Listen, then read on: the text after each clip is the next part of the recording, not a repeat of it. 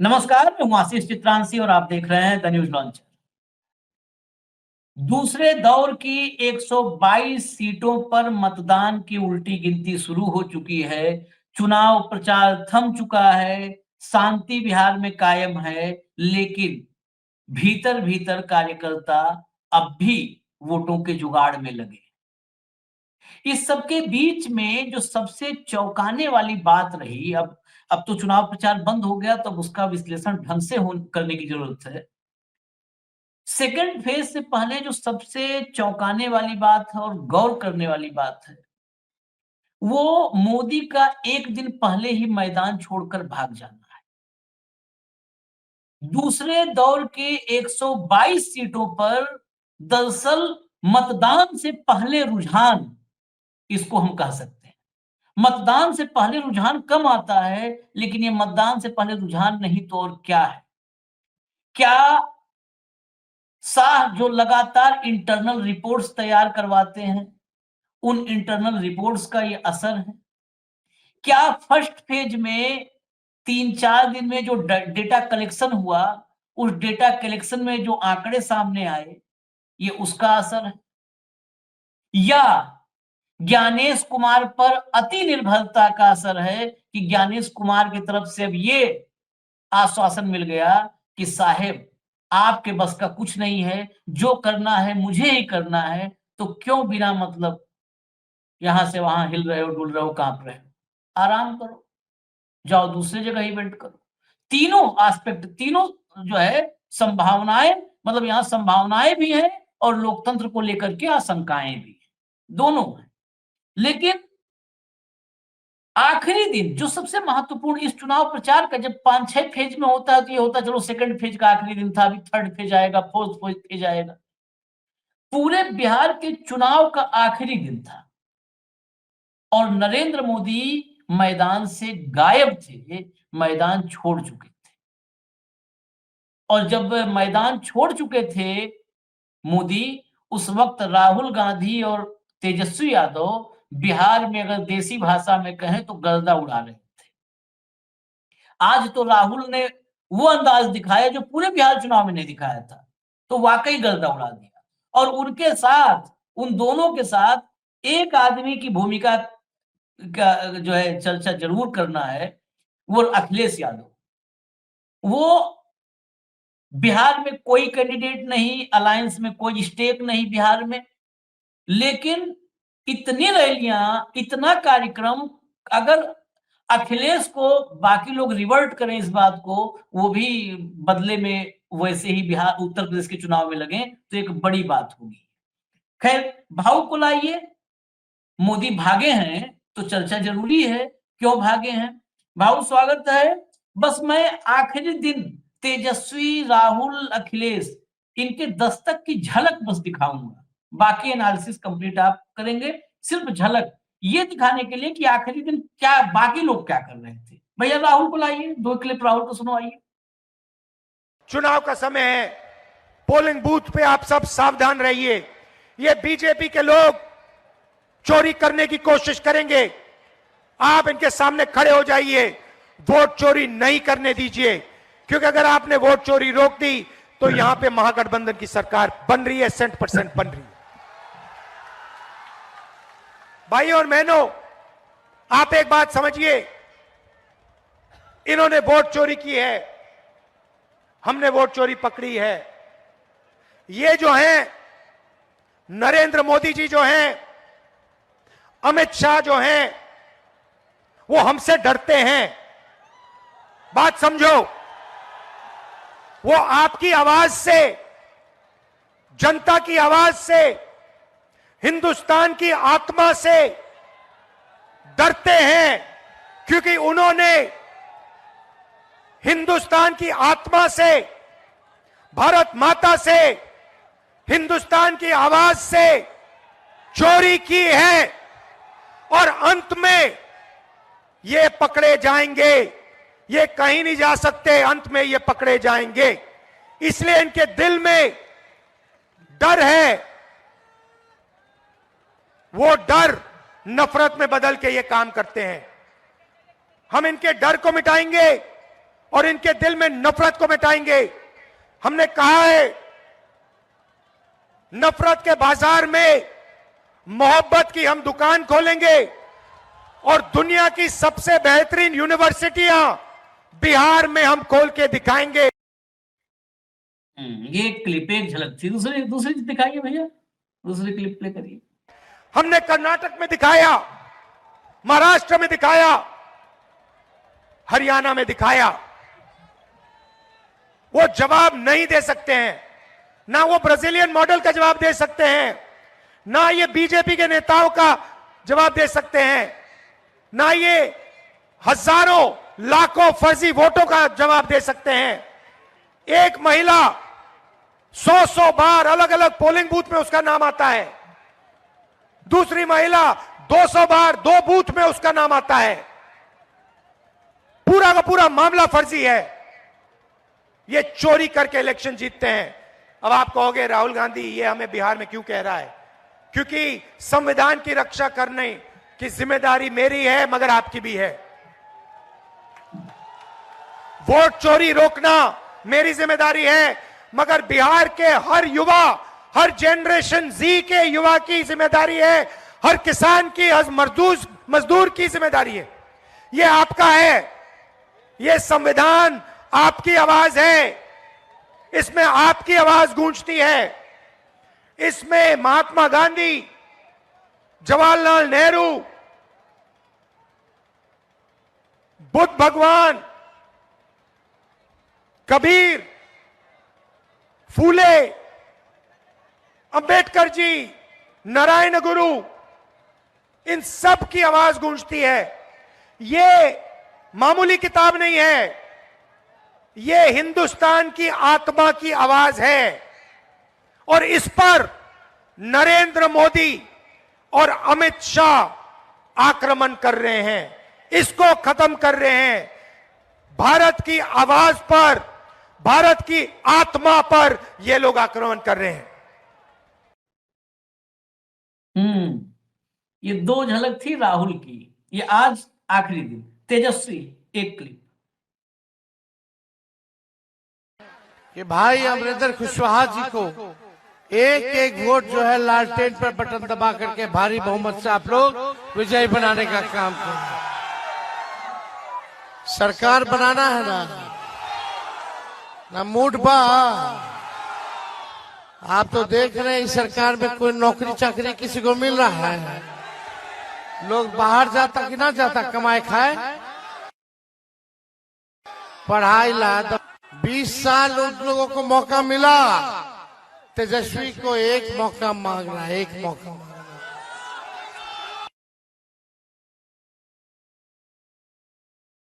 तेजस्वी को एक मौका मिलेगा, हाथ उठा करके बताइए।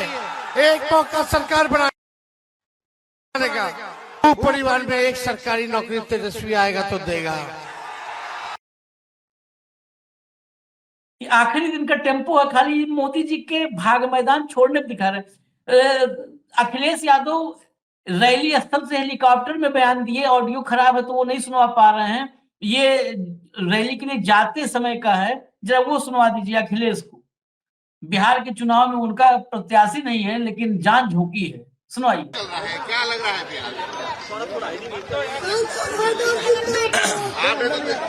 देखिए,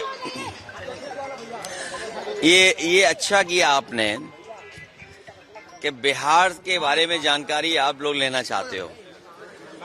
जो मैं कहूं उससे बेहतर आपका कैमरा देख रहा है, और जो कैमरे में दिखाई दे रहा है, जिसके साथ जन समर्थन है, जिसके साथ जनता निकल करके आ रही है।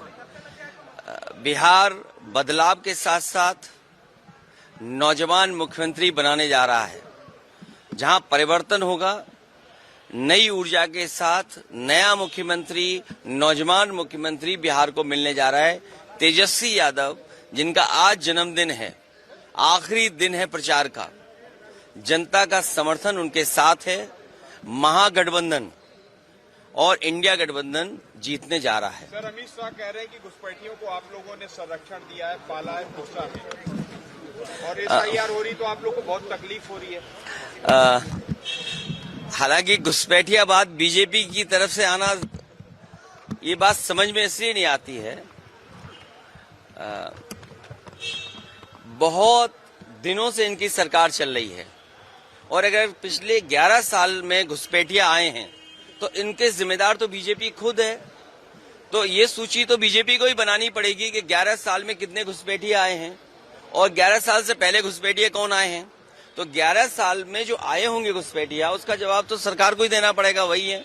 और बीजेपी घुसपैठियों से ज्यादा घूस पे ध्यान देती है, घुसपैठियों से ज्यादा घूस पे ध्यान देती है।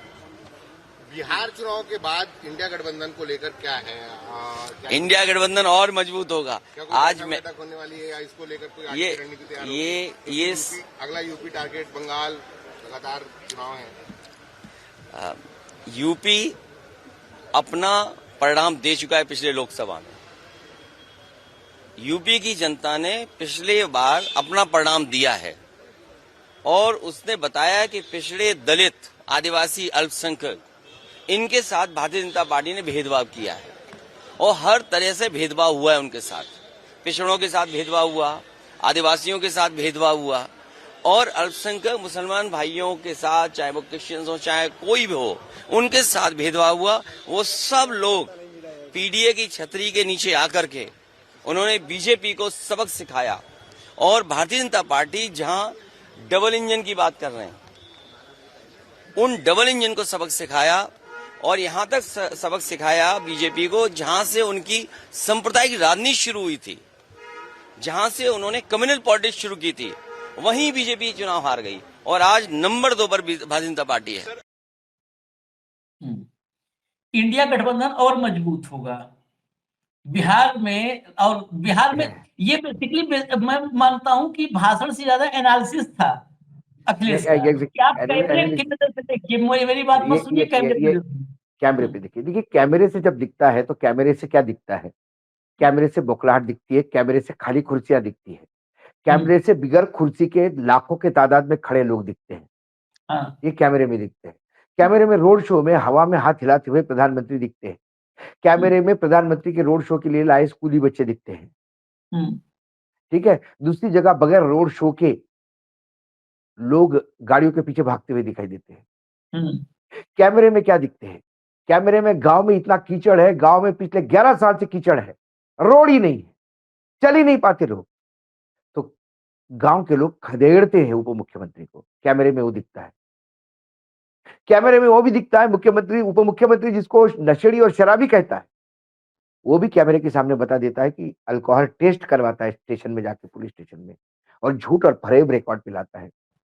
कैमरे में तो वो भी दिखता है कि ये दरोगा छोड़ो, लोगों को आने दो क्योंकि कुर्सियां खाली है। कैमरा बहुत कुछ दिखा देता है आशीष।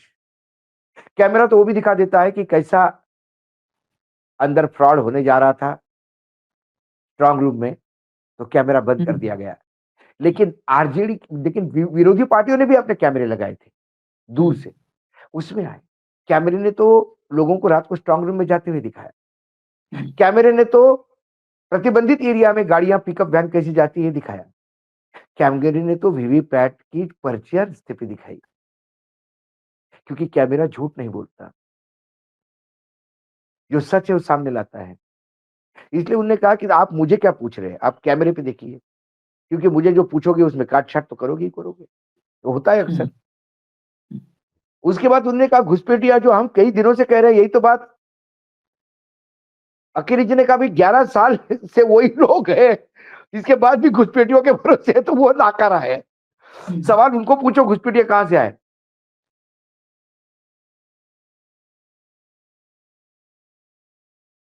तो उन्होंने कहा कि इंडिया गठबंधन, इसके बाद क्या यूपी टारगेट होगा, बंगाल टारगेट होगा? उन्होंने कहा कि यूपी ने तो बता ही दिया भाई, यूपी ने अपने नतीजा दे दिया है। दूसरे नंबर पे है बीजेपी वहां पे, मोदी ये बता दिया। और देखिए आशीष जी, मोदी जी की एक खासियत है, मेरे पास कई उदाहरण देने को, लेकिन फिर क्या होगा, मुझे मोदी जी से डर नहीं है। मोदी जी प्रधानमंत्री है देश के, उस पद की मैं गरिमा मानता हूं। एक भारतीय होने के नाते मैं प्रधानमंत्री के लिए वो शब्द उच्चारण नहीं करना चाहता। हालांकि लिए मोदी के लिए वो शब्दों से कोई परहेज नहीं है मुझे, इसलिए मैं वो शब्द यूज नहीं करता। मोदी जी रेडीमेड विक्ट्री पे जाके बैठते हैं। जहां विक्ट्री मिल रही है, सारे एजेंसियां, ईडी, सीबीआई का इनकम टैक्स, विरोधियों का पैसा रोको, उनको बदनाम करो, उनके खिलाफ फेक नैरेटिव चलाओ, चुनाव आयोग का पूरा उपयोग, सब हो गया और चुनाव जीतने की रिपोर्ट्स आ गए, तो ये फिर 3 दिन बैठते वहां पे जाके। याद करिए यूपी के आखिरी 3 दिन बनारस से।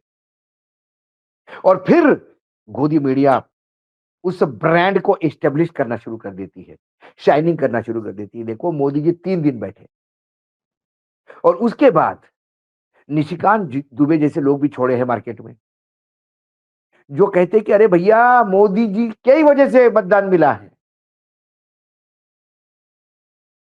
नहीं तो बीजेपी की औकात 150 की नहीं थी। ये निशिकांत ने बोला है, मैंने नहीं बोला आशीष जी, आपने कार्यक्रम किया है। हाँ।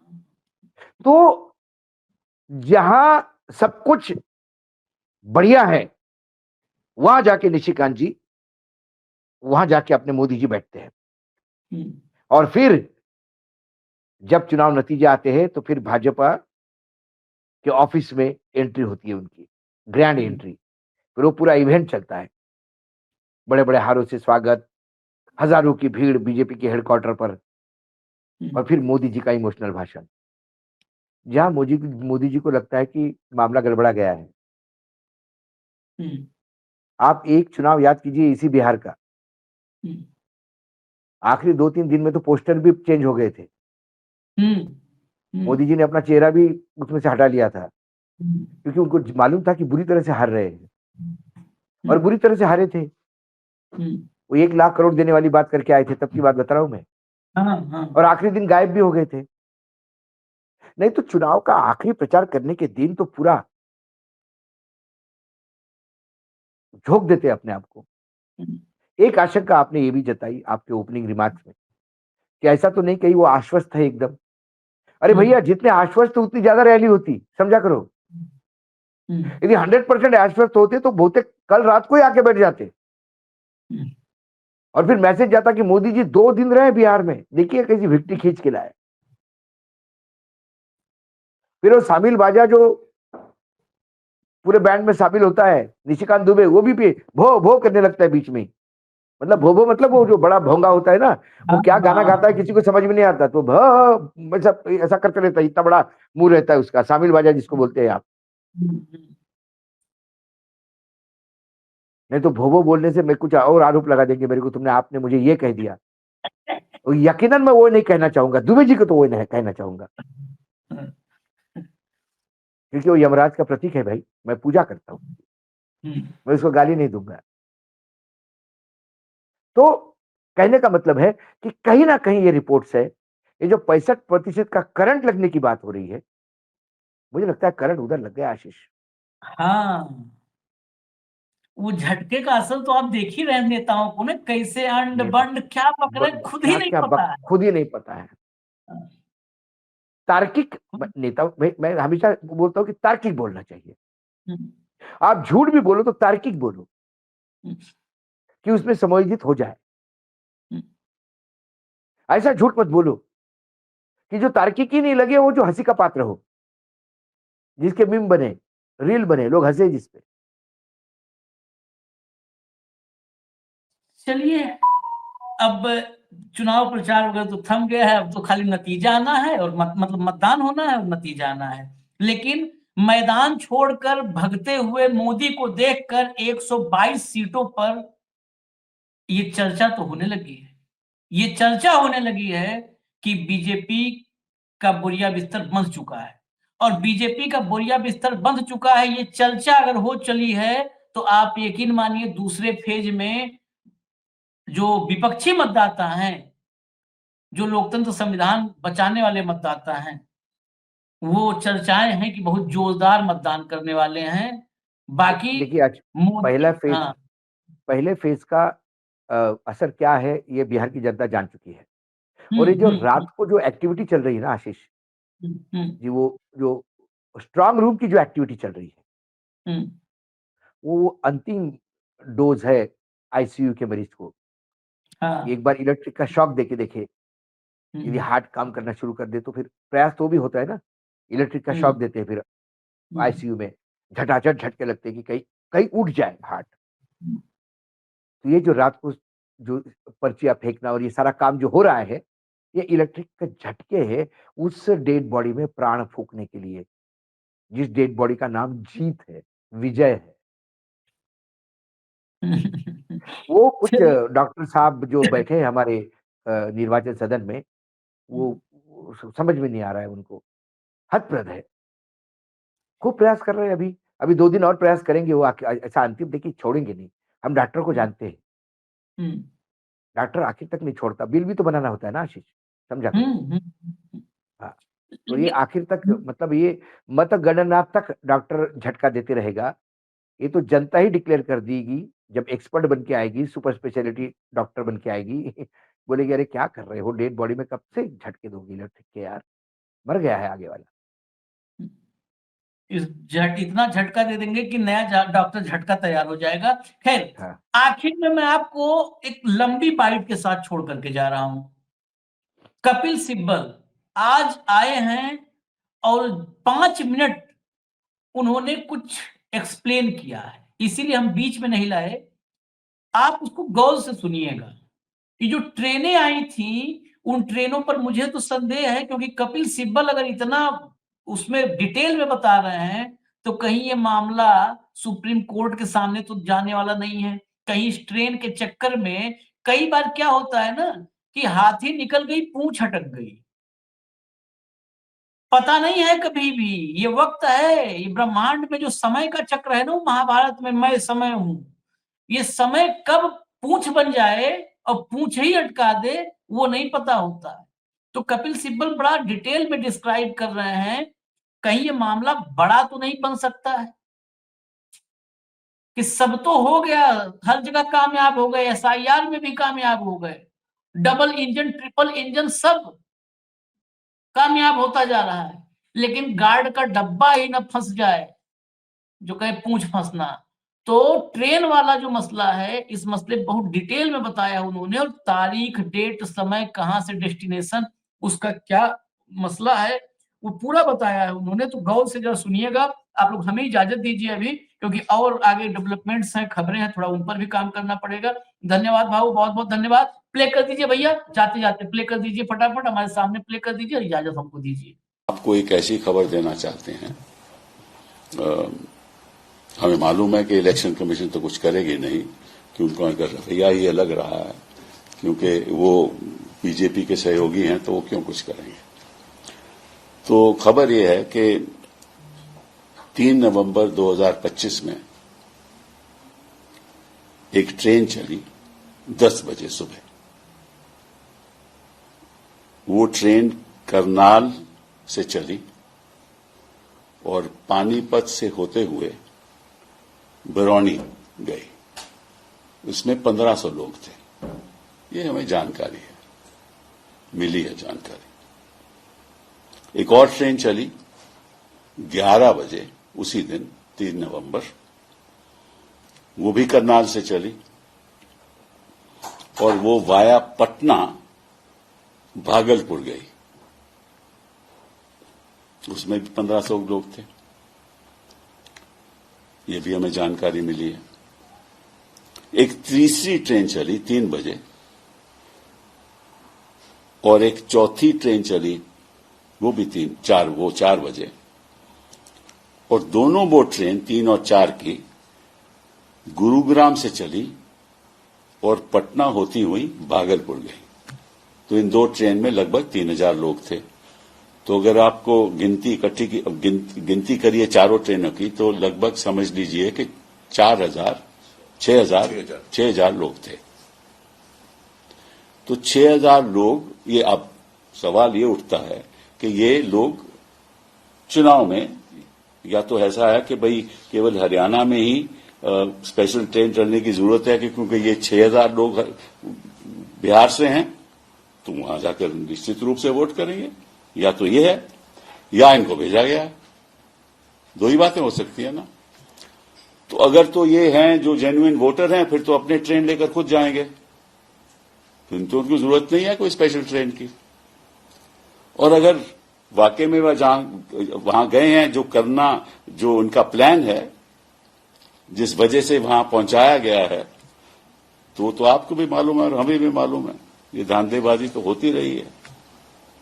ठीक है, तो सबसे पहले मैं रेलवे मंत्री जी से, वैष्णव जी से पूछना चाहता हूं कि भैया वाकई में क्या ये स्पेशल ट्रेन चली या नहीं। इनकी जवाबदेही तो बनती है ना, तो पब्लिकली बताएं क्या ये स्पेशल ट्रेन चली। और जो मैंने कहा है 10 बजे, 11 बजे, 3 तारीख को, फिर 3 बजे, 4 बजे वहां पहुंची।